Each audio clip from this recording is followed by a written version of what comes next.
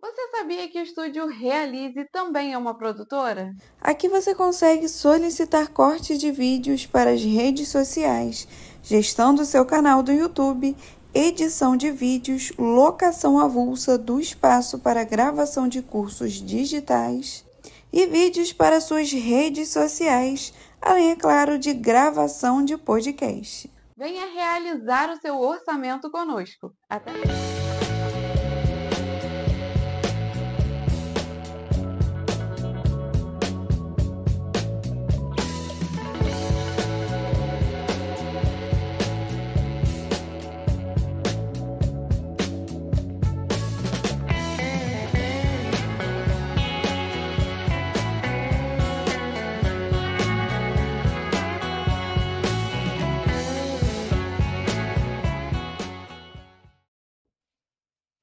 Fala pessoal, sejam muito bem-vindos ao DutraCast, seu podcast de carreira, de finanças, de empreendedorismo. No mês passado a gente fez uma série super legal, a gente falou sobre saúde o mês inteiro, né? A gente falou sobre fisioterapia, nutrição, educação física, atividade física, reabilitação. Gravamos um episódio com o Maicon, né, nosso querido amigo, aqui na última semana, e hoje estamos gravando aqui com o Damião. A gente vai falar um pouco sobre a vida pública, né, carreira pública. Ele vai explicar pra gente como que funciona, que eu sou muito curioso com isso também. Muita gente às vezes se pergunta, né, como é que funciona a atividade mesmo, né? Como um secretário, como vereador, como assessor, o que um assessor faz, o que um vereador faz. Então ele vai desmistificar um pouco disso pra gente também. A gente vai trazer algumas atualizações do que tem acontecido um pouco na nossa cidade também. Bom, para quem não me conhece, eu sou o Hugo Dutra, consultor financeiro profissional, ajudo você a organizar a sua vida financeira, quer quitar suas dívidas, quer fazer um planejamento. Hugo, quero fazer um intercâmbio, quero planejar a faculdade do meu filhinho que nasceu agora, quero planejar minha aposentadoria, quero quitar minhas dívidas, tudo isso eu posso te ajudar. Você pode entrar em contato comigo através do Instagram, né, Hugo_FDutra, ou através do WhatsApp também, que vai aparecer aqui na tela para vocês durante o episódio. Se você quer aprender um pouco mais sobre finanças, sobre investimentos, já está com a vida ali organizada, só precisa aprender a investir agora, já está sobrando dinheiro, poxa, que benção. Então, ó, tá aqui o meu livro, Construindo uma Sólida Previdência, você pode adquirir aqui em Nova Friburgo, né, pode procurar a gente aqui, ou você que está falando aí de outra cidade, você pode encontrar na Amazon, na americanas.com, Estante Virtual, Esquilo, nas maiores livrarias do Brasil, inclusive na versão de e-book também, tá bom, pessoal? Então não tem desculpa para você não começar a cuidar do seu dinheiro. E claro, continuar acompanhando o nosso trabalho aqui, sempre trazendo dicas, notícias sobre crescimento pessoal e profissional, tá bom? Bom, meu querido Damião, eu dispenso apresentações, mas mesmo assim, se houver alguma alma em Friburgo que não te conheça, por favor, se apresente. Pois é, eu sou bastante conhecido, né? Essa militância política. Bom, primeiro agradecer o convite, participar do seu podcast. Para mim é uma alegria a gente poder falar dos temas de interesse da sociedade. Uhum. Eu sou um militante permanente, né? Eu fui bancário durante muitos anos da minha vida, fui presidente do Sindicato dos Bancários, tive 2 mandatos de vereador, estou indo para o 3º mandato, embora tenha existido aí uma lacuna, um hiato de 8 anos, onde eu concorri a vice-prefeito, depois concorri a prefeito. Tive uma votação interessante, mas não foi possível chegar. Né? A gente compreende as dificuldades. A última eleição que eu participei tinham 16 candidatos a prefeito, então foi muito difícil. Mas sempre fiquei muito bem classificado como candidato a vereador, né? Ali sempre entre os primeiros. Agora, por exemplo, fiquei com uma votação muito expressiva, né? E felizmente retornei à Câmara. Eu digo felizmente porque assim é um espaço privilegiado de debate. A gente tem que valorizar muito o legislativo. Embora muitas vezes o legislativo não se valorize, ou a sociedade em alguns momentos não valorize o legislativo, a gente tem que ressignificar esse espaço. É um espaço onde tem a representação da sociedade, na sua diversidade. Né? O legislativo é diverso. O prefeito é uno. O legislativo ele tem ali um universo de representatividade da base da sociedade, dos diversos segmentos da sociedade. Então tem uma importância muito grande. Perfeito, perfeito. Bom, antes da gente começar a nossa entrevista, nosso episódio, eu quero fazer um agradecimento especial aos patrocinadores, que são quem mantém tudo isso aqui funcionando, né? Que são quem apoiam esse projeto de levar a educação financeira para vocês, né? De levar notícias da nossa cidade também, como tem acontecido recentemente, dicas de carreira sobre finanças e investimentos. E, em primeiro lugar, né, o Estúdio Realize, que aqui é a nossa casa desde o início. Você quer criar o seu próprio podcast, você que tem uma mensagem, né, para divulgar, você tem um produto, um serviço, uma marca, sua empresa, ou a sua mensagem, aquilo que você acredita, né? Você que é especialista em um determinado tema, você pode criar o seu próprio podcast aqui com a gente também. Você vai fazer algo super prazeroso, vai conhecer um monte de gente boa, né? Como eu conheci o Damião, tive a oportunidade de conversar melhor com ele, né? Através do podcast aqui, dentre tantas outras pessoas também. Então não deixe de entrar em contato com a gente, fazer o seu orçamento e tirar esse projeto do papel. Bom, quero fazer um agradecimento especial também ao Curso BI, curso de idiomas. Eu sempre falo com as pessoas, né? Aprenda um novo idioma, se desafie, né? A princípio o inglês, né? Que é a língua mais falada do mundo, né? Se bem que agora dizem que na China, diz que o chinês é quase mais falado, né? De tamanho da população. Mas o inglês, né, tá aí entre os idiomas mais falados do mundo. Então é importante você se desafiar, aprender algo novo, né? Muitas coisas sobre a nossa cultura, você vai ver que a gente tem muita influência da língua inglesa, né? Apesar de sermos uma língua de origem latina, né? Mas temos muita herança, né? Seja no hambúrguer, na pizza, no self-service, né? Que o pessoal até brinca com a gente, né? Self-service, ninguém fala self-service, né? Mas além de muitas curiosidades legais, você vai se desafiar, tenho certeza que o seu cérebro vai evoluir bastante quando você aprende um novo idioma. Tem gente que está aposentado e fala assim, poxa, você não tem mais idade para isso não. Tem sim, cara. Você fazer uma aula de música, você aprender um novo idioma, tenho certeza que vai ser ótimo para a sua saúde mental, mas para você também, quer fazer um intercâmbio, quer ter uma experiência internacional, quer fazer turismo, né? Ou quer crescer aí na sua profissão, na sua carreira, né? Muitos cargos você vai conseguir alcançar a partir do momento que você tiver um segundo, um terceiro idioma. Então eu recomendo o curso BI, né, localizado aqui em Nova Friburgo, ali no subidinho das Brownies. Para quem quer conhecer um pouco mais do BI, entender um pouco mais dessas experiências que eu falei, tem um episódio aqui no canal que eu gravei com a Rosane, proprietária do curso, onde a gente dá vários exemplos, né, de tudo isso que foi falado, tá bom? Um agradecimento especial também à Academia Eurofit, né, que está com a gente.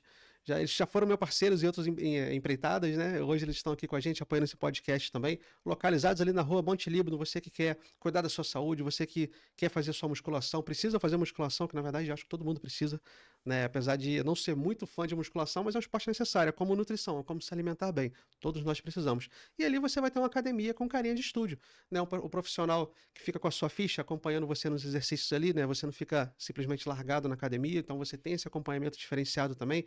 Um esquema de revezamento de exercícios muito legal, porque você não fica pegando fila, né, nem tendo que revezar aparelhos ali, como acontece em academias tradicionais. Então tenho certeza que vocês vão gostar, né, da metodologia que eles utilizam, bem como a estrutura deles também, que é sensacional. E Contes Contabilidade, se você precisa de um escritório sério, consciente, responsável para cuidar da sua empresa, e Contes Contabilidade, independente da região do Brasil que você fala. Tá, pessoal? Hugo, eu tô criando uma startup, eu tenho um MEI, né? Eu quero saber se eu já estou no nível de mudar minha empresa de repente para um outro porte, para lucro real ou para simples, né? Eu não sei se eu estou no momento certo ainda. Você pode entrar em contato com eles, agendar uma consultoria, um atendimento que eles vão te orientar da melhor forma possível. É a empresa, inclusive, que cuida das nossas empresas. Eu sou muito grato a eles e espero eles em breve aqui para uma entrevista também. Runner Calçados, nosso último patrocinador, que decidiu apoiar esse projeto com a gente, né? De levar educação, de levar conhecimento, né, para toda a nossa cidade aqui, e eu fico muito feliz porque eu sou cliente deles há muitos anos já, então é muito bom quando a gente pode recomendar alguém que realmente acredita também no nosso trabalho, né? Então eu recomendo para vocês, fica ali pertinho, no centro da cidade, em frente ao centro de turismo, você que precisa de um novo calçado. Sabia que essa dor no joelho que você sente, essa dor no quadril, pode ser por causa do tipo de calçado que você está usando? Hugo, eu faço corrida com tênis errado, você faz uma caminhada às vezes com tênis errado, você trabalha muito tempo em pé, você precisa de um tênis adequado, que inclusive é o meu caso, procurei eles lá, excelentes profissionais, né, me recomendaram o tênis correto para eu utilizar, inclusive estou utilizando ele aqui agora, até falo a marca para vocês, que é o Skechers, né, eu que tenho artrose no joelho, né, tenho um abalamento discal na coluna, então se eu ficar muito tempo em pé eu sinto um pouco de desconforto, né, fui lá, troquei o tênis com eles, assim, maravilhoso, gente, dá uma diferença absurda na qualidade de vida, e às vezes uma coisa simples, né, a gente fica quebrando a cabeça, um tênis que você troca, como é que pode mudar a sua vida, né? Mas, claro, você quer se vestir bem, se vestir melhor, né? Usar um produto mais bonito, mais robusto, lá também tem, desde o mais social ao mais esportivo, tenho certeza que vocês vão ser muito bem atendidos lá. E é isso, você querido patrocinador, você querido empresário de Nova Friburgo, né, prestador de serviços também, você quer divulgar, quer apoiar o nosso projeto, né, a partir de R$75 você consegue contribuir com esse projeto bonito aqui, tá bom? Então espero você entre em contato com a gente. Damião, sem mais delongas, meu amigo, eu queria que você contasse um pouquinho da sua trajetória, né? Você trabalhou na instituição bancária, né, durante um tempo e teve uma representação forte também no sindicato, inclusive foi presidente do sindicato, né? Fui Correto? presidente por uns 3 mandatos. 3 mandatos. Fui representante também na Federação dos Bancários no Rio de Janeiro e Espírito Santo. A minha vida é a vida de todo cidadão de família pobre, não tem mistério nenhum. Eu morava na Rua Piauí, morei na Rua Bahia, na Rua Ceará, na Rua Manuel Duarte. Morei sempre ali naquela região de Olaria, Bela Vista. Bela Vista, né? Vendi picolé na rua, Uhum. carregava almoço para a fábrica. Minha carteira foi assinada, eu tinha 13 anos de idade. É um negócio assim que hoje a gente não pode aceitar que uma criança tenha a sua carteira assinada e esteja trabalhando. Tem que estar na escola, né? Uhum. Então, não é diferente da vida da maioria dos nossos dos nossos concidadãos, né? Uhum. Do friburguense, de um modo geral, que mora nas regiões assim menos favorecidas da cidade. A minha vida não é diferente dessas pessoas. Eu tive uma trajetória que talvez eu tenha tido um pouco mais de sorte Uhum. de, sei lá, alçar um melhor emprego. Enfim, são circunstâncias da vida, né? Uhum. Que outros amigos meus, que foram meus vizinhos, foram colegas de infância, colegas de escola, alguns não conseguiram da mesma forma. Outros tiveram também sucesso, entraram em diversas carreiras. Eu tenho amigo que é bombeiro, que estudamos juntos. Tenho comerciário, comerciante, contador. Mas, de um modo geral, a gente que mora na periferia, é difícil arrumar um emprego e você ter uma ascensão profissional. Muito difícil mesmo. Por isso que a educação é algo que tem que ser prioridade, ofertada com qualidade, de modo que as pessoas possam ter oportunidade na vida. Sim. E essa oportunidade vem pela educação. Uhum. Quando você oferta a educação, você permite que um jovem possa dedicar o seu tempo à educação, a gente está construindo um futuro melhor. Não é só para essa pessoa, é para a família dessa pessoa, é para a comunidade onde ela vive, é para o município que ela vive, para o estado e para o país que ela vive. Se você for desenvolvendo isso em cadeia, né, a gente vai ver aí a resposta que a educação deu em países que hoje são muito bem sucedidos, muito bem desenvolvidos. Tem exemplos que são exitosos, que tem sempre alguma coisa que se critica e tal ali, mas a educação foi o olhar essencial, né? O pessoal fala muito da Coreia, embora tenha um tipo de economia e de política econômica que também é excludente, mas eles apostaram muito na educação. A China aposta muito na educação, né?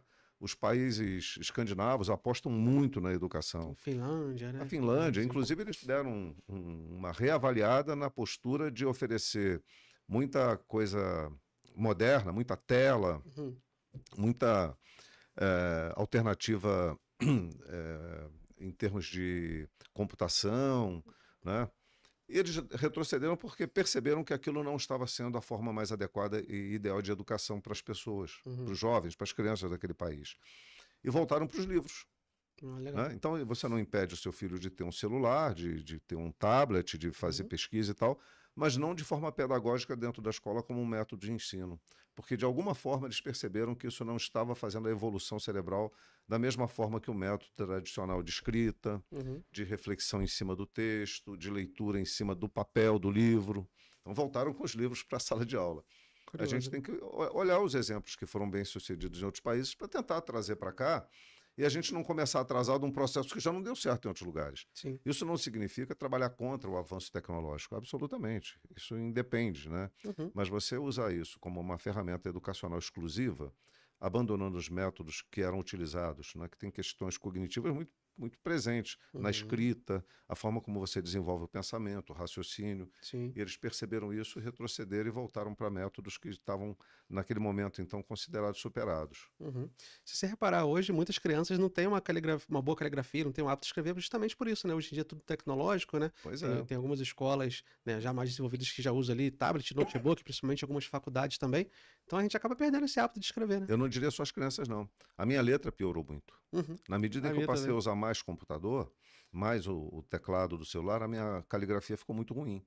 Não era lá essas coisas, mas era bem compreensível, uma letra bem legível. E piorou, eu percebo a minha dificuldade motora. E ainda Então, dói para escrever às vezes, né? esse reflexo, imagina esse reflexo num processo educacional de um país, né? É para pensar. Realmente. Mas a sua vida pública, a sua militância, ela começou no sindicato, através do sindicato ou um pouco antes? Não, eu já tinha uma visão crítica sobre diversos aspectos, né? Mas uma militância mais concretamente, e eu diria de forma mais organizada, começa quando eu assumo o sindicato, que eu entro para a direção do sindicato. Porque você passa a frequentar uma escola de debate político. Né? Então era uma certa intuição da minha parte, as leituras que eu fazia, a observação da sociedade. Né? Então eu tinha sempre essa sensibilidade. Mas você precisa refinar isso. E aí você vai refinando isso na medida em que você participa mais ativamente de um grupo político, seja de defesa de direitos da sociedade das diversas formas de organização. Uma delas é através da luta sindical para garantia de direitos dos trabalhadores nas diversas categorias, a minha era bancária, Sim. mas que extrapolava para outras questões, como, por exemplo, a gente discutia o direito das mulheres. Por que as mulheres têm que ser excluídas do mercado de trabalho? Por que os negros não podem ter vaga no sistema financeiro e trabalhar na agência bancária? Isso era um debate que a gente fazia permanentemente. Por que, por exemplo, uma pessoa com deficiência não pode ser chamada para trabalhar num posto bancário? E a gente foi conseguindo avançar. Então, nas negociações que a gente travava entre trabalhadores e donos de banco, essas pautas eram presentes. Isso vem para a sociedade, né, para outras categorias que talvez não tenham a capacidade de avanço e pressão política como a gente tinha. A gente discutia doença profissional, doença mental. Já naquela época. Já nessa época. O movimento sindical bancário ele é um pouco mais avançado, eu diria, em temas que são sensíveis à sociedade e que muitas vezes tem dificuldade em determinadas categorias de colocar na mesa para discutir. Né? A lesão causada por um esforço repetitivo invalida uma pessoa para o trabalho.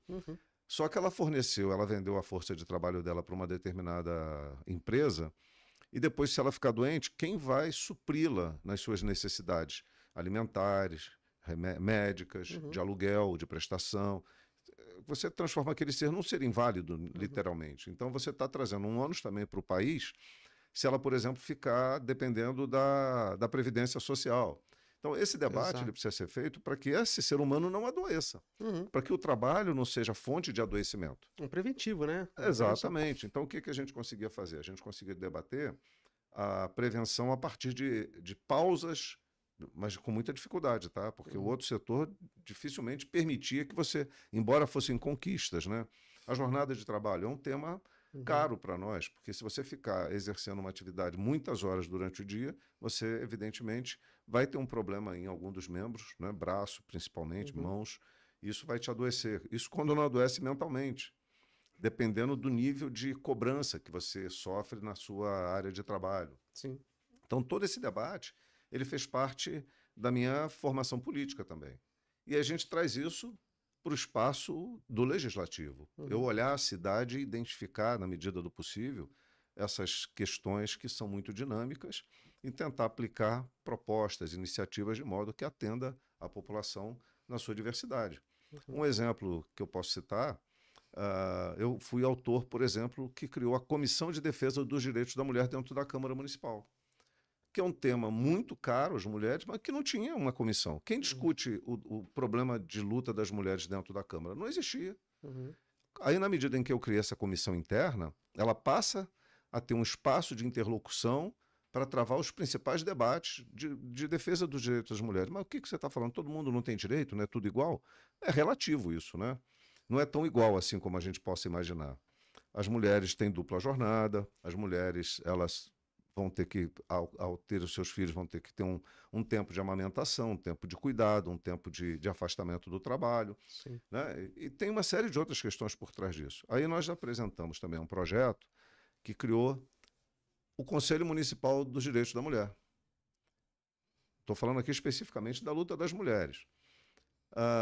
Eu consegui aplicar uma legislação no município que estendeu por mais 60 dias a licença maternidade das servidoras.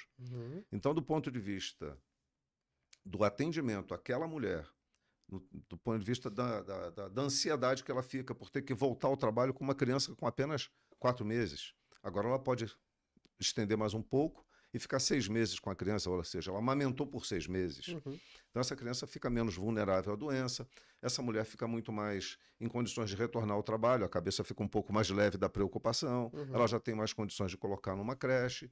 Entende como isso é importante? Mas o que me deu essa base?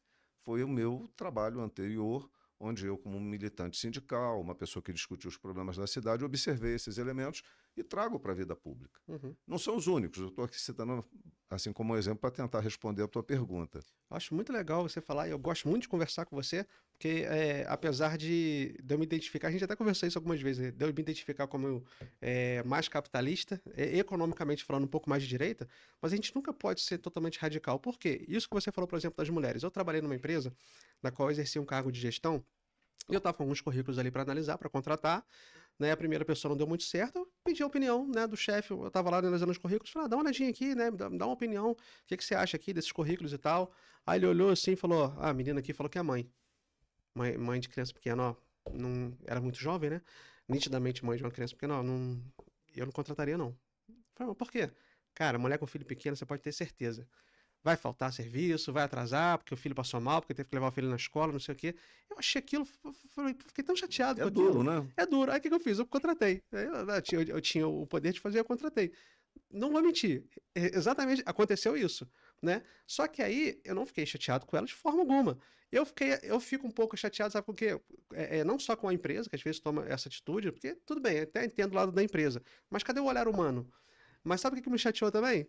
Cadê o pai nessas horas, cara? Porque é a mãe que tem que resolver tudo, né? Uma mulher casada com o pai. Recai muito sobre o Recai muito sobre a mãe. Então, o que você falou da mulher ter uma dupla jornada, poxa, muitos homens não têm essa noção, não enxergam isso. E se não é, né? Isso eu admito aqui, né, com muita humildade, que a gente precisa da esquerda, como eu digo da esquerda de uma maneira geral, porque normalmente tem esse olhar mais social. Humanizar as relações. Exatamente, humanizar as relações, né? Então eu acho que tem que ter esse equilíbrio, né, perfeito, né? Não, beleza, a gente tem que gerar emprego, né? Eu sou a favor de diminuir os impostos para a empresa ter mais incentivo para contratar, mas eu sou a favor também das empresas fornecerem plano de carreira, fornecerem benefícios, né? Um plano de saúde, sei lá, um ticket alimentação, alguma coisa, né? Tudo que puder ser feito ali, né? Tem empresa que fatura bilhões, né, empresas multimilionárias com patrimônios absurdos, você vai ver o colaborador lá ganhar um salário mínimo, ganhar um salário de comércio, Pois é. sem um plano de carreira, sem nada. Esse é o debate né? que a gente trava com relação Sim. à ampliação das garantias, dos direitos.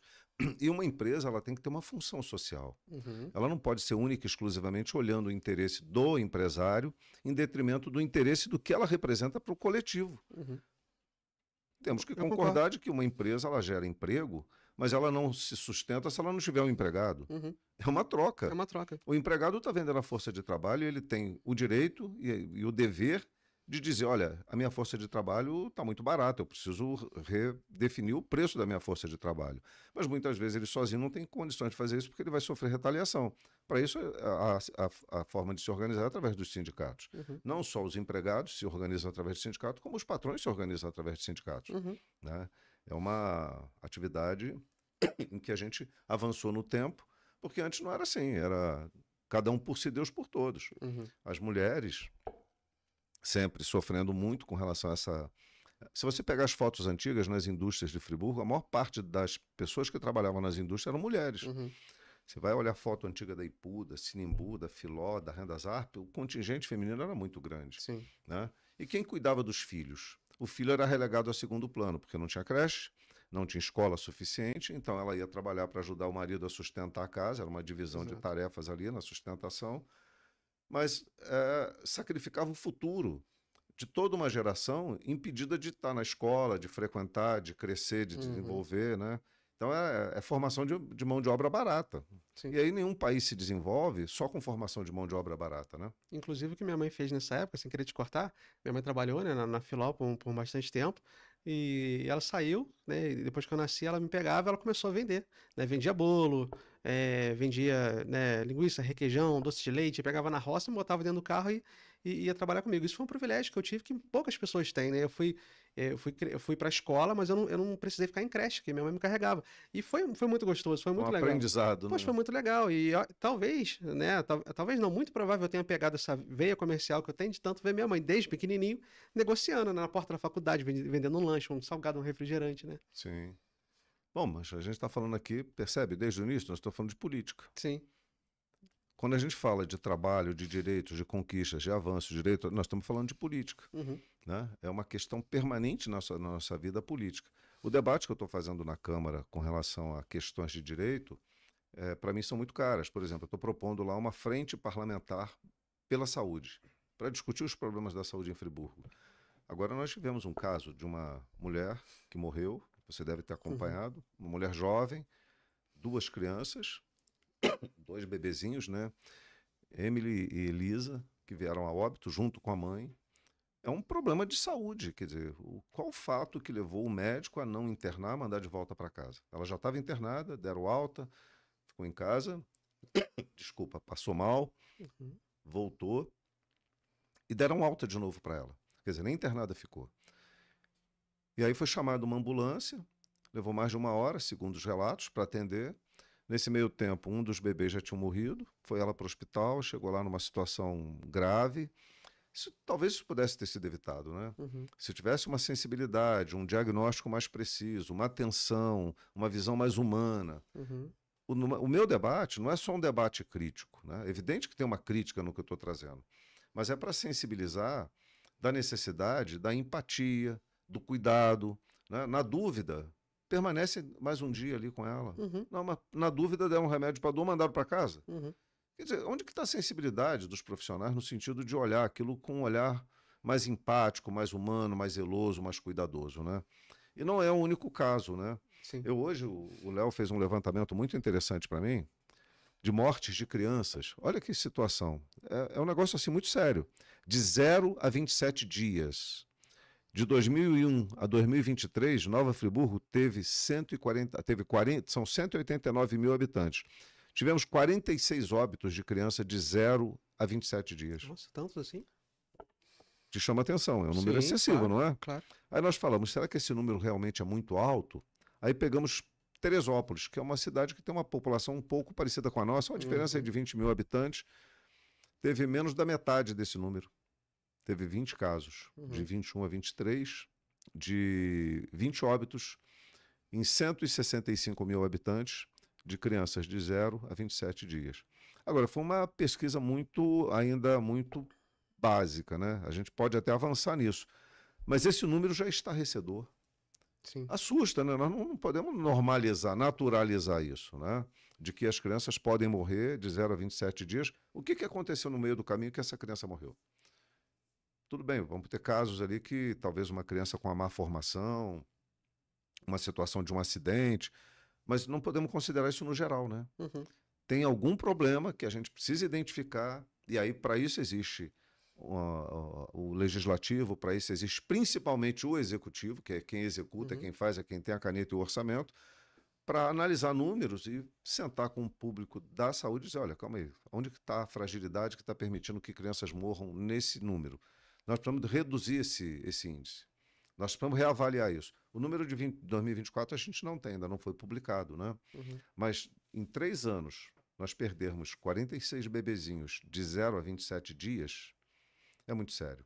Agora, se estender essa pesquisa para uma idade maior, que número a gente vai obter? Nem ousamos fazer isso. Mas e se for maior? Ainda maior se torna o problema. Sim. O que está acontecendo com a saúde de Nova Friburgo, onde uma mulher morre, onde os bebezinhos gêmeos morrem, e o prefeito ainda não foi a público para dizer, olha, me perdoem, houve uma falha, olha, não houve falha. Ele não se manifesta, né? E não foi o caso exclusivo, não. Nós tivemos outros casos. Eu agora, recentemente, recebi uma denúncia de um senhor que estava internado no hospital, numa situação grave. Aí encaminhei as reclamações, aí recebi uma mensagem dizendo, não, olha, ele já evacuou, ele está agora com uma alimentação pastosa, mas ele está bem. No dia seguinte, o homem morreu. Caramba, se ele estava bem, por que no dia seguinte o homem morreu? Sabe, essas coisas precisam ser olhadas com mais cuidado. Eu não quero aqui ficar criticando permanentemente a saúde. Dizer, a saúde não presta. Não, tem bons profissionais, Sim. tem pessoas responsáveis, zelosas, cuidadosas. A vida de quem trabalha na saúde não é fácil, porque requer uma dedicação muito grande, mas os números não estão bons. Isso é fato. E o que está fazendo com que os números na saúde não estejam bons é que nós temos que entender. E aí quem faz isso é o executivo.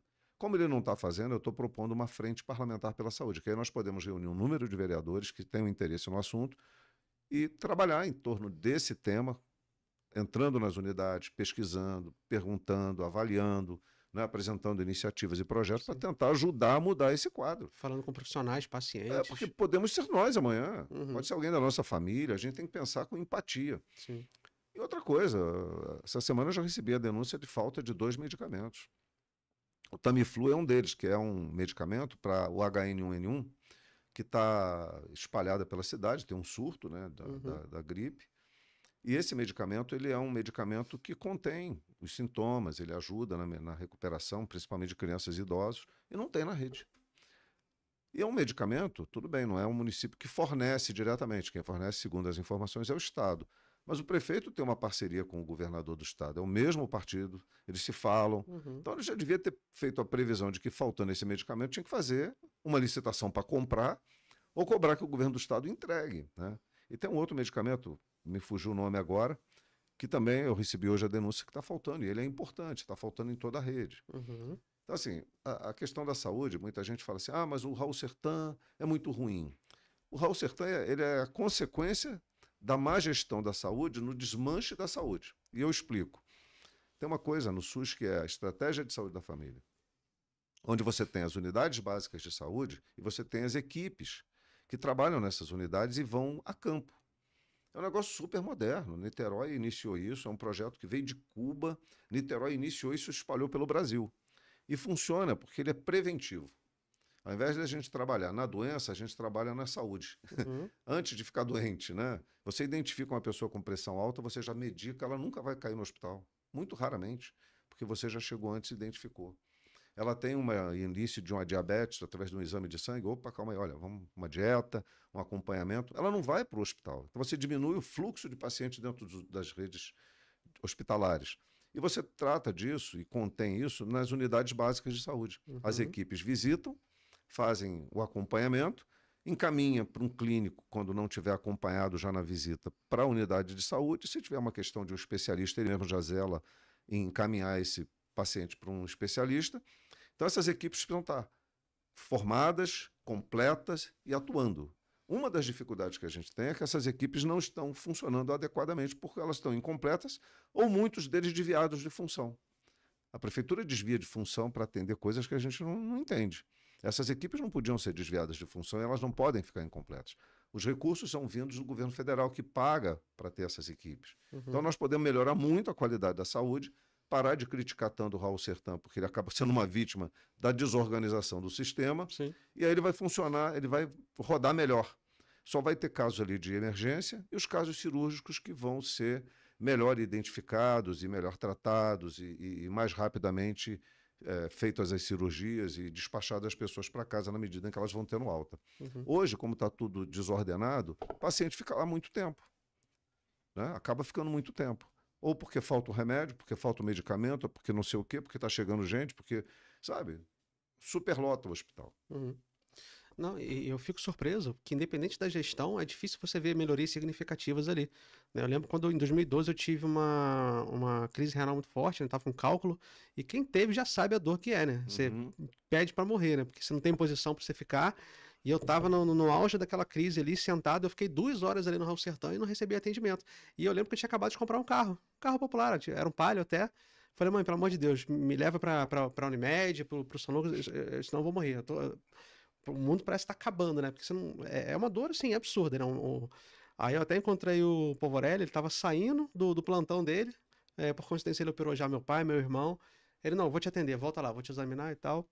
Me medicou, no dia seguinte, na manhã seguinte, já me operou. Eu falei, mãe, não tem problema não, a gente vende o carro e paga a cirurgia, que a cirurgia é super cara, né? Não, sem plano, sem convênio nenhum. Daí minha mãe, muito encarecidamente, pegou alguns empréstimos lá, falou, filho, o pessoal não vai cobrar juros, a gente vai pagando um pouquinho, não precisa vender seu carrinho não, porque eu tinha acabado de comprar o carro, né? Mãe é mãe, né? Mas assim, são coisas tristes, né? Poxa, por que uma pessoa com a crise, né, renal, que é uma coisa muito séria, né, não recebeu um atendimento, nem pelo menos uma medicação, sabe? A rapidez. Rapidez. Tem que ter rapidez. Nem Vou ficha te contar 2 casos aqui, 2 casos, que são de conhecimento público, eu já falei até um deles na tribuna. Uma senhora com câncer de mama, em dezembro, diagnosticou, estão pedir ela o exame, ela está esperando o exame até hoje. Você tem 30 dias, eu estou fazendo inclusive um projeto de lei nesse sentido, porque tem uma legislação federal, a gente tem que aplicar no município, eu estou reforçando a legislação. O diagnóstico tem que se dar em 30 dias. E o tratamento em 60 dias. Que aí você tem chance de salvar uma vida, de não deixar aquilo se espalhar pelo corpo, formar metástase. Então o tratamento fica mais rápido, mais eficiente, menos doloroso, menos custoso, e você salva a vida dessa pessoa. Tempo é essencial. Ela está desde dezembro tentando fazer uma mamografia, um exame. Aí não dá, né? Não dá. Ela me manda, quer dizer, o que eu posso fazer? É lastimável, cara. Porque eu não sou o gestor. Eu quero ajudar. Aí eu fico apurrando, fico cobrando. Uma outra, você falou da questão renal, né, da crise, né, que dá. Uma paciente com duplo J foi inserido para poder expelir o cálculo, sentindo uma dor, que diz que é uma dor horrorosa, como você narrou, e ela deu a entrada, colocaram o duplo J, ela precisava fazer um exame, estava sendo jogado muito lá para frente.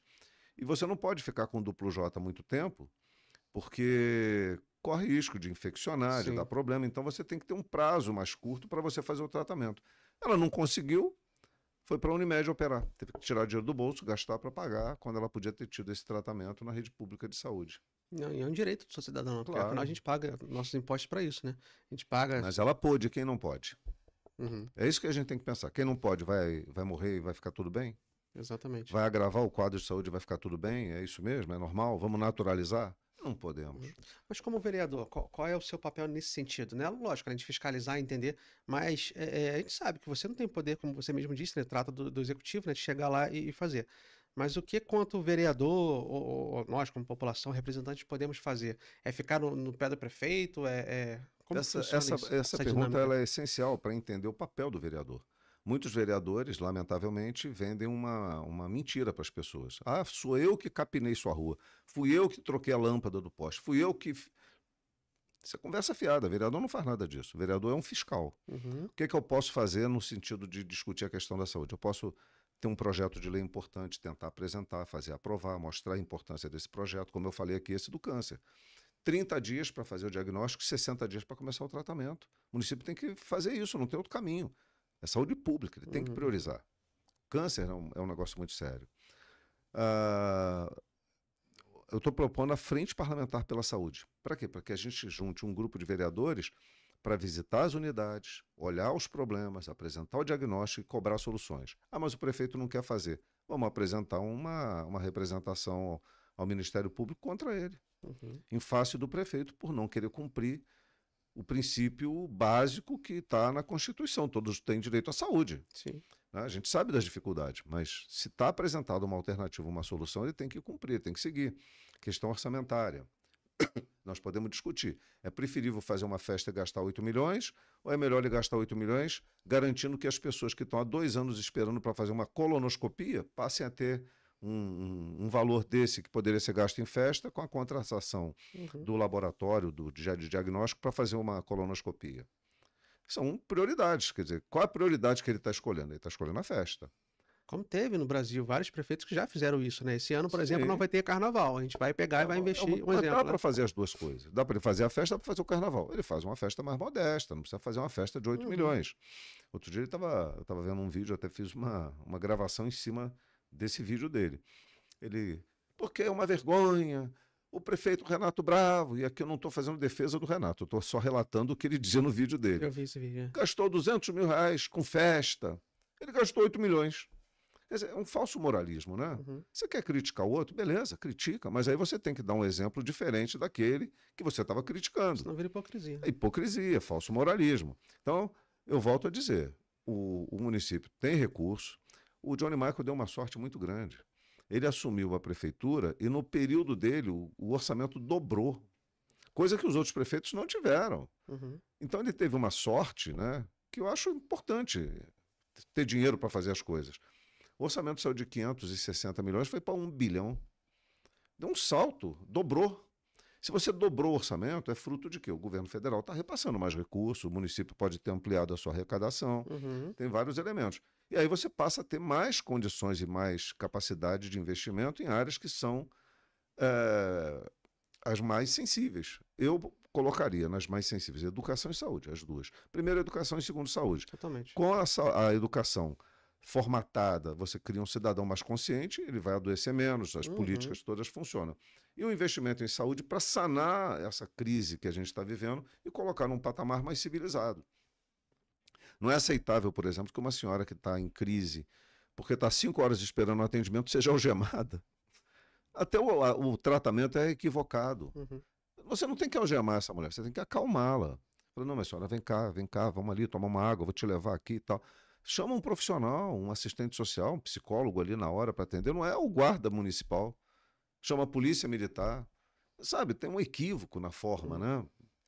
tá esperando demais, tem gente que Falta de começa... empatia, né? É uma agonia, cara. Você chega a um limite, você tá doente, você tá desesperado, você vai ficar 5 horas esperando. Sabe? A gente entende, mas isso que eu tô dizendo. Por que você tem 5 horas de espera na fila? Porque a estratégia, de alguma forma, não está funcionando. Ela não era para estar ali. Ela era para estar em Olaria, ela era para estar em Conselheiro, ela era para estar em algum bairro onde tem uma unidade de saúde que faria esse atendimento a ela. Para lá, era só se fosse um caso de emergência, de fato, né? Ela vai para emergência. Se não era emergência, ela tinha que estar em outra unidade. Sim. Só que como está descasado esse processo, a coisa não flui adequadamente, as pessoas vão para o Raul Sertã. Ou vão para a UPA. A UPA, um outro problema, a UPA estava afundando. A gente está, desde o início do mandato, chamando a atenção que a UPA está afundando.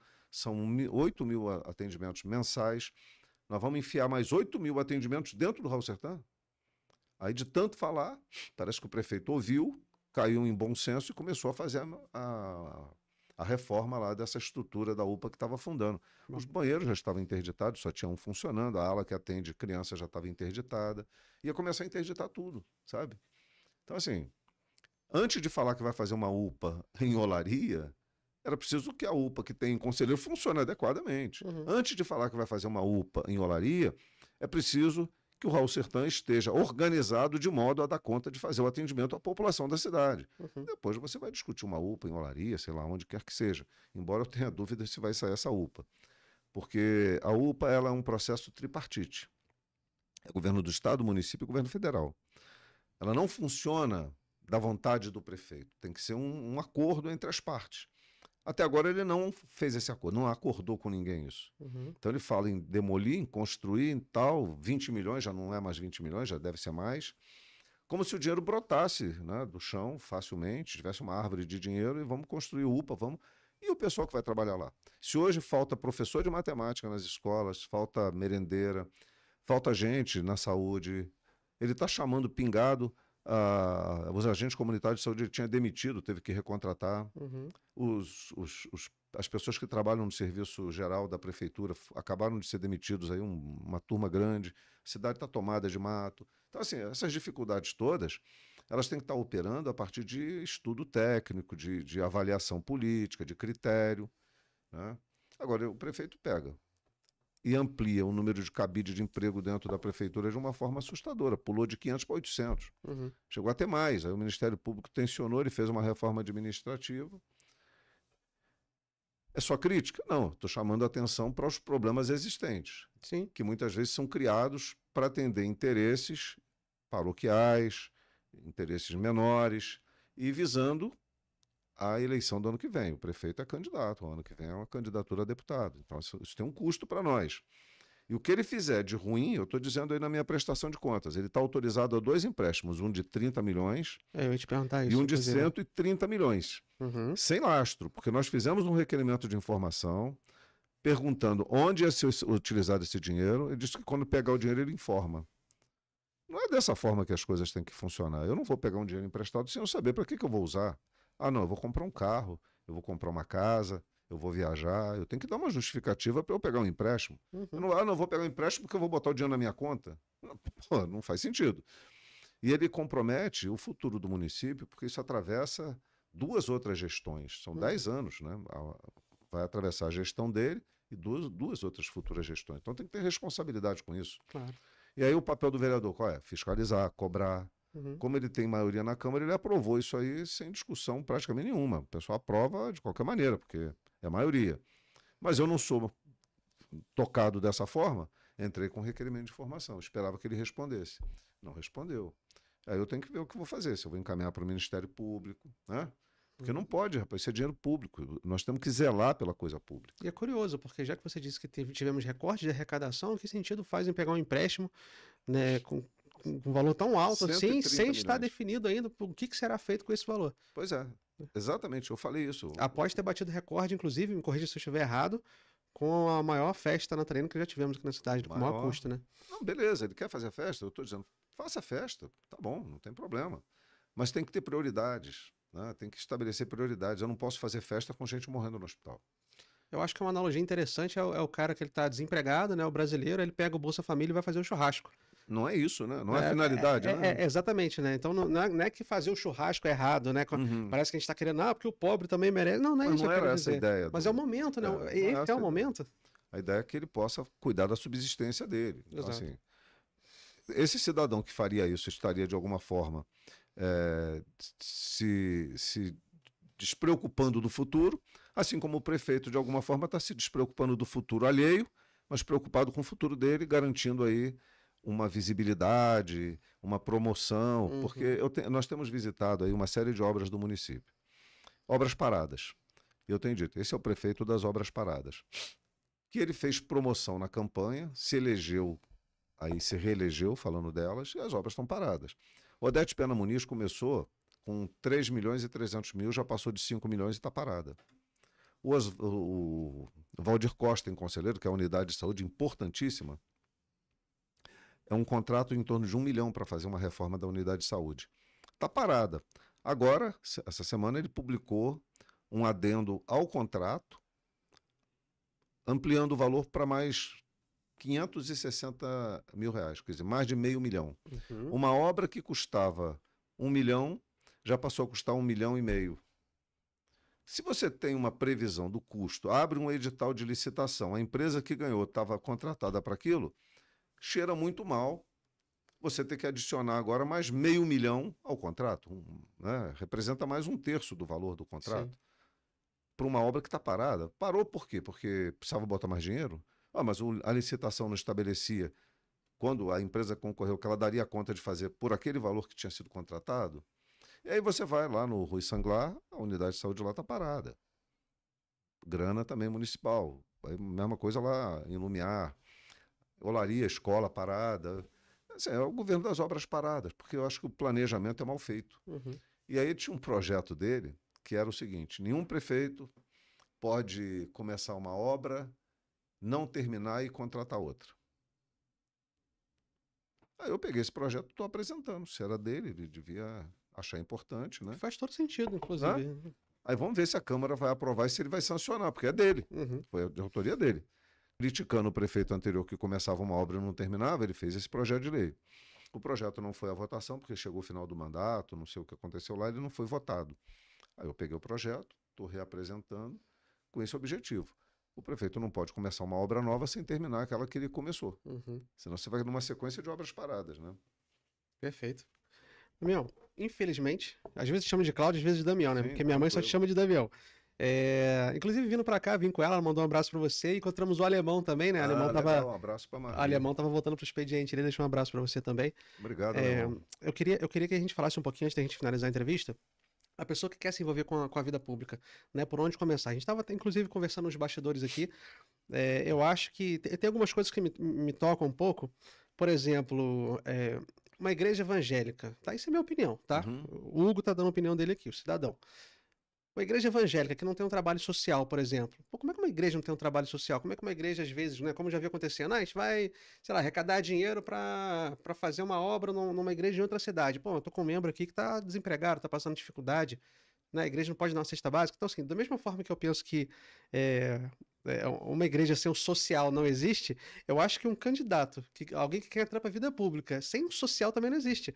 Né? A pessoa nunca fez um trabalho social, nunca teve engajado numa associação de moradores, né? Num sindicato, né? Seja lá o que for, não teve uma espécie de contribuição para a comunidade ali, né? De certa forma, e de repente aparece, não, quero ser candidato. Aí bota lá, sou o professor fulano de tal, sou o coronel fulano de tal, sou, né, o PM fulano de tal. Né? E isso acontece muito, inclusive, já dei até aqui um exemplo na entrevista com o Maico, que eu falei, cara, na época das eleições, começa aquele monte de gente me adicionando nas redes sociais, e fala, pô, a pessoa que nunca falou comigo, 5 anos que falou comigo, estudou comigo há 10 anos atrás, me adicionou. Eu falei, estranho. Tudo bem, né? Vou aceitar, conhecido pessoa, né? Tudo bem. Aí depois a pessoa já bota lá a faixa. Vote, o número, nada. Você quer que diminua um pouco o ar? Que às vezes é o ar-condicionado. Não, tá tudo bem, já. Aí a pessoa já bota logo o número para votação. Fala, poxa, me procurou por interesse. E é chato isso, né? É muito feio, né? A pessoa só te procura ali naquele momento ali. Então, para quem quer entrar na vida pública de alguma forma, eu, inclusive, incentivo alguns amigos, né? O pessoal, o mercado de trabalho está cada vez mais competitivo, está mudando muito. E a carreira de servidor público, apesar de ter suas dificuldades, proporciona uma certa estabilidade, né? Quando eu era garoto, eu era doido para ser policial militar. né? Acabei desistindo depois, fui receber uma promoção na empresa que eu estava, ia ganhar muito perto do que, né, um PM ganharia sem ter que trocar tiro com ninguém. Então eu falei, poxa, eu vou ficar aqui mesmo, né? Então acabei optando por isso. Mas quando, por exemplo, eu tenho um sobrinho que falou, tio, eu quero entrar pra Marinha, meu sonho é entrar pra Marinha. Eu falei, poxa, faz bem, né? Você vai ter uma ótima carreira, você vai ter uma bela carreira, você pega esse dinheiro, investe, enfim. Que conselho você daria para quem quer ingressar na vida pública de alguma forma? Bom, primeiro, assim, você falou das igrejas. Normalmente as igrejas têm um trabalho social, né? Sim. É uma vertente das igrejas. Mas eu acho muito ruim quando as igrejas começam a fazer política. E a gente viu um envolvimento muito grande de diversas igrejas, de denominações diversas aí no Brasil, se envolvendo e interferindo na política, formando inclusive bancada. O que num país laico é um esculacho, né? Se nós somos um país laico, como é que você pode ter bancada de igreja, bancada religiosa? Eu concordo. Então, eu acho um absurdo. Acho que esse não é o caminho, porque ele não constrói democracia, ele vai criando guetos, né? E ele não é inclusivo. Mas não impede das pessoas, independentes da sua religião, fazerem um debate político. Algumas igrejas, inclusive, condenam muito a política. Outras já fazem muita política. Acho que não pode ter nenhuma coisa nem outra, né? Nem condenar a política e nem querer fazer política. Acho que tem que orientar para a política, educar para a política. O cidadão precisa estar educado para a vida em sociedade. A política é viver em sociedade. Então, se você quer interferir, interagir no melhor para a própria sociedade, para a comunidade onde você vive, uma candidatura é importante, mas isso parte também de um princípio de que você deveria ter alguma noção daquilo que você vai fazer. E o que te dá essa base? É você participar da tua comunidade através de uma associação de moradores, de uma cooperativa, de um sindicato, de uma associação. Ou, se você não participa de nada disso, que você tenha uma presença política, individual, pessoal, particular, no cotidiano da sua comunidade. Agora, do nada, o cara acorda, olha, o céu tá azul, tá bonito, eu vou ser candidato. É um vazio, né? O que ele vai ofertar? A tendência é de não dar certo. Ele pode até se eleger, mas a chance daquilo trazer um resultado prático em benefício comum é muito pouco provável. Agora, a sociedade também, muitas vezes, não olha da forma como eu estou dizendo aqui. Olha, porque, não, pô, fulano é meu amigo, ele já me emprestou um dinheiro, poxa, ele é um cara bacana, o apelido dele é engraçado, ele tem um negócio lá na internet que ele faz piada. E agora, gosto dos vídeos dele no YouTube. No YouTube, sabe, aí um esvaziamento da política e vai para um outro caminho que no final não resulta em boa coisa, não resulta em acompanhamento, em fiscalização, em resultado prático, em melhoria da qualidade de vida. O eleito, ele é um prestador de serviço para a sociedade, né? No sentido assim, não de prestar serviço de favorecimento individual, mas coletivo. Eu sou um servidor, eu estou a serviço da sociedade, da comunidade. E aí, se a gente se coloca nesse plano, requer que nós tenhamos alguma experiência, porque que serviço eu vou prestar se eu não tenho nem noção daquele papel que eu estou desempenhando? Exato. Né? Então, assim, olha para os legislativos, de um modo geral, e vê lá com quem você se identifica. Aquele cidadão, aquela cidadã está cumprindo o papel que deveria cumprir? Ele ou ela, né, exerce corretamente o mandato, a função para a qual foi escolhida? É papel do vereador esse que ele está dizendo lá, que eu subi, troquei uma lâmpada, que eu chamei o prefeito, que eu fui na inauguração? Isso não é o papel do vereador. Né? Vai lá e joga no Google qual é o papel do vereador. Pronto, está resolvido. O Google vai te responder rapidamente e facilmente. E a gente se educar para isso. Parar de ser dependente. A sociedade vai criando uma dependência que aí no final fala assim, eu votei em fulano porque eu devo a ele um favor. Porque quando eu precisei, a gente ouve isso. Isso é lastimável, você não precisa. O serviço público tem que funcionar para que você não precise do favor. É para isso que a gente luta, né? Pelo menos as pessoas que lutam com seriedade. Para que você não dependa do favor para o resto da vida. A saúde precisa funcionar adequadamente, porque quando ela não está funcionando adequadamente, alguém está se beneficiando disso. Algum mal político está se favorecendo com isso, porque aí ele vai se aproveitar da fraqueza das pessoas, das dificuldades das pessoas, para vender caro um favor político de algo que é direito dela. Isso vale para a saúde, vale para a educação, vale para uma série de coisas. Perfeito. Muito obrigado pela sua colocação. Concordo com você, inclusive. Quero agradecer, né? Infelizmente a gente está chegando ao fim, mas eu vou te dar um minuto para você... não só um minuto, pode ser 2, 3, mas que você, não sei, algum alerta que você quer fazer para a população, ou algo mais recente que você acha que está carecendo de um pouco mais de atenção, até por parte da população agora também, que vale a pena a gente falar nesse finalzinho? Olha, eu primeiro agradecer a oportunidade da gente estar conversando aqui de forma tão aberta, tão franca, né? E convidar as pessoas a participarem, olhando o desempenho político no município, dos vereadores, do prefeito, ver se o que está sendo dito está correto. Manda mensagem para a gente, olha, eu não estou concordando, eu estou concordando, siga nas redes sociais, hoje é muito mais fácil de falar, de apresentar críticas e sugestões, mas de forma civilizada, evidentemente, né? Claro. E eu quero aproveitar também para fazer um convite. Nós vamos fazer acontecer 2 audiências públicas. Já tivemos outras relacionadas a temas diversos. Tivemos uma sobre direito do trabalho, as relações de trabalho aqui em Nova Friburgo. Foi uma audiência muito participativa, muito boa. No dia 26 de maio, às 18 horas na Câmara, vamos falar sobre política de proteção e bem-estar animal. É um tema que envolve muita gente. Sim. Eu fiz diversas leis de proteção e bem-estar animal, então a gente quer discutir isso e cobrar da Prefeitura ações concretas. Porque depois das minhas ações como vereador, apresentando essa pauta na Câmara, os candidatos a prefeito passaram a colocar nos seus programas de governo política de proteção e bem-estar animal. Então a gente tem o direito de cobrar que elas sejam de fato executadas, e isso trata inclusive de uma questão de saúde pública. E a outra audiência pública vai ser no dia 9 de junho, para debater e discutir um tema que foi trazido a nós, que é a preservação do clube de xadrez. Nós temos que ter uma memória arquitetônica, uma memória histórica, e aquele espaço reflete isso.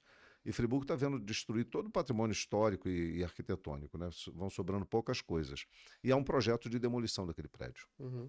Então, o xadrezinho vai fazer 100 anos, ano que vem, se não me engano.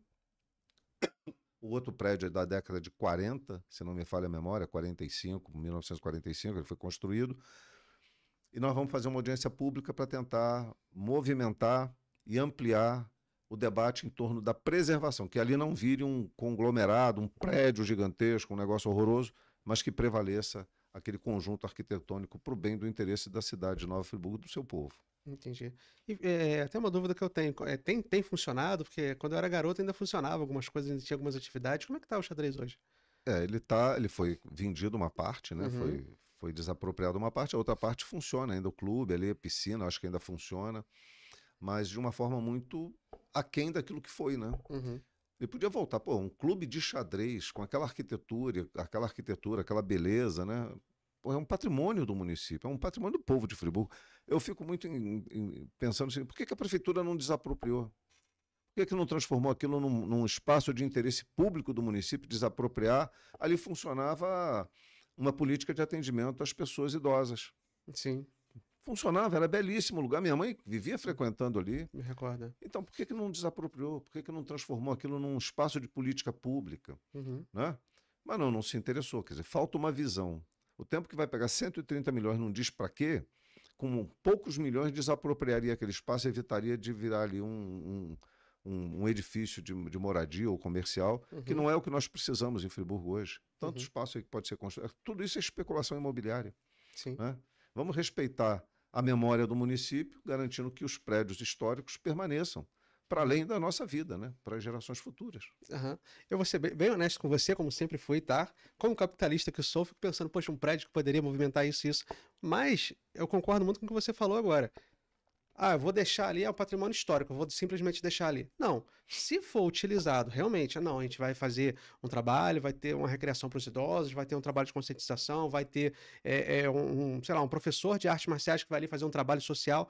Aí sim, aí realmente eu vejo que faz sentido você manter pelo patrimônio histórico e pelo benefício que aquilo vai trazer à população, né? Então, sendo nesse caso, realmente concordo com você, totalmente, viu? Quero agradecer sua presença aqui mais uma vez. Você sabe que a casa é sua, você volta quando você quiser. Você tem liberdade até de se convidar, ou acontecer algo aqui, eu quero, acho que vale a pena alertar a população. Sempre teremos muita coisa para falar. Vou fazer até um cartãozinho de fidelidade para você. O nosso mandato é muito ativo, né? Tem muito tema, muito debate, muita construção. Sempre, E mandar um beijo para Marli. Muito obrigado pelo carinho. O Michael esteve aqui ontem também, né? A gente sempre fala de você, comenta, né? E o Michael até brincou, né? A gente estava falando alguma coisa sobre partido, né? A pessoa procurar um partido e tal. Ele estava falando sobre... Não lembro exatamente o quê, né? E ele te elogiou, né? Falou, poxa, é um querido que eu tenho lá, apesar da gente divergir em algumas opiniões, mas é uma pessoa que eu respeito muito. Um excelente parceiro lá no debate público. Sim, sim, né? Ele tem trazido grandes contribuições, né? Do mesmo jeito que eu disse para ele, né? Que me sinto muito bem representado por ele, eu me sinto muito bem representado por você também. Inclusive, me arrisco a dizer aqui, né? De todo o coração, que no quesito social, eu acho que nós nunca fomos tão bem representados, né? Quanto somos por você, né? Uma visão tão humana, tão empática mesmo, né? Sim. E esse cuidado, esse carinho que você sempre demonstrou para a população friburguense, então, muito obrigado. E o Michael eu convidei para ele assinar o projeto da Frente Parlamentar pela Saúde. Então, ele é um parceiro lá na Câmara nesse projeto. Perfeito, né? Vocês dois, inclusive, são um exemplo muito bonito, né? Da política, né? Da diversidade, né? E da conversa, do diálogo. Né? Então, vocês dois têm o meu respeito por isso, viu? Obrigado. Então, mais uma vez, sinta-se à vontade. Você que ficou aí até agora, meu muito obrigado. Você que está assistindo a gente pela TV Real, entra no YouTube rapidinho, se inscreve no canal. É uma maneira positiva de você dar, né, um feedback pra gente que está gostando, está apoiando o nosso trabalho. Né? Quero deixar uma mensagem para você, que sucesso é uma questão de decisão. Então, você que quer engajar na vida política, o primeiro conselho que eu te dou, mesmo como leigo, mas pelo pouco que eu aprendi com nossos amigos aqui, acompanhe pessoas, né, que estão na posição que você quer chegar, pessoas de respeito, né, como temos o Cláudio, como temos o Michael e outros representantes, bons representantes também, né, e observe, acompanhe mais o trabalho dessa pessoa, se envolva mais com política, né, e quando eu falo trabalho social, gente, trabalho social você não precisa, às vezes você não tem tempo de estar no trabalho social, eu entendo, mas contribua de alguma forma. Hugo, eu posso fazer uma doação, a gente tem vários projetos lindos que inclusive já passaram aqui pelo Estúdio Realize Podcast também, lindos projetos sociais aqui de Nova Friburgo, poxa, vou fazer uma contribuição, vou doar um fardo de água, vou pagar passagem para o atleta, né, participar de um campeonato, não contribua de alguma forma, né, transforme o mundo ao seu redor, né, às vezes a gente quer mudar o mundo, mas é muito mais fácil você mudar o mundo ao seu redor. Então, sucesso é uma questão de decisão. Vejo vocês no próximo episódio semana que vem. Deus abençoe. Tchau, tchau. Não sabe o que comprar para presentear no Dia dos Namorados? Vem comigo que eu vou te ajudar a escolher uma opção para o seu amor na Runner Calçados. Lá eles têm diversas opções de calçados de alta qualidade e super confortáveis. Sem falar que você também pode se presentear. Você encontra marcas como Democrata, JP, Botero, Piccadilly, Usaflex e muito mais. Além dos calçados, eles também têm bolsas e acessórios para a mulherada. Agora você já sabe, Dia dos Namorados é na Runner Calçados. A loja fica localizada no centro de Nova Friburgo, pertinho da Matriz e do Centro de Turismo.